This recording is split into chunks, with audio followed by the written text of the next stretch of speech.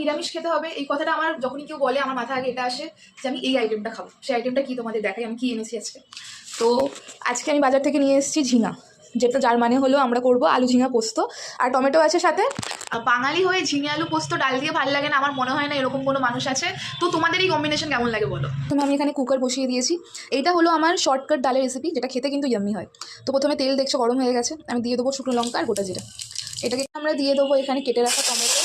আমি আমার স্টাইলে একটু নাড়িয়ে নেবো। এবার আমরা কিছুক্ষণ মিডিয়াম আঁচে রান্না করে নেবো, তারপরে এর মধ্যে আমরা ডাল অ্যাড করবো। টমেটো রান্না হয়ে গেছে, এবার আমরা দিয়ে দেবো এর মধ্যে ডাল। তো আমরা এখন ডালে দিয়ে দিয়েছি পরিমাণ মতো জল, এবার দেবো আমরা মশলাগুলো। দিয়ে দেবো প্রথমে হলুদ, তারপর দিয়ে দেবো লঙ্কার গুঁড়ো, স্বাদ মতো নুন।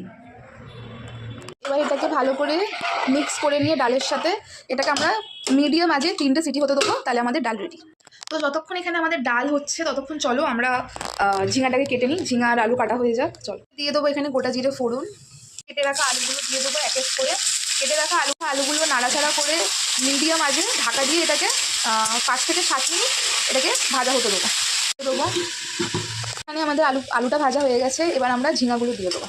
এক এক করে ঝিঙা দিয়ে আবার ঢাকা দিয়ে আরও 5-7 মিনিট এটাকে আমরা রান্না করবো। মিক্স করে নেবো ভালো করে, মিক্স করে আমরা ঢাকা। চলো খুলে দেখা যাক আমাদের ঝিঙা আলু পোস্ত কতগুলো। তো ঝিঙে আলু পোস্ত, ঝিঙে আলু সবই নরম হয়ে গেছে। এর মতো নুন দিয়ে দেবো। দিয়ে দেবো মশলা, হলুদ গুঁড়ো আর লঙ্কার গুঁড়ো, আর নুন দিয়ে দিয়েছি পরিমাণ মতো। আর এখানে আমি পোস্ত বেটে রেখেছিলাম, পোস্তটাও দিয়ে দেবো একেবারে। ভালো করে এটাকে মিক্স করে এবার ঢাকা দিয়ে 10-15 মিনিট এটাকে কষালেই হয়ে যাবে। লাস্টে শুধু একটু চিনি দিয়ে দেবো।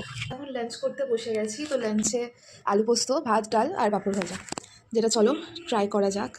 প্রথমে আবার ডালের সাথে ভালো করে মিক্স করে এখান থেকে একটু আলু পোস্ত নেওয়া হবে, নিয়ে খাওয়া হবে। আর খেতে দুর্দান্ত হয়েছে, দুর্দান্ত।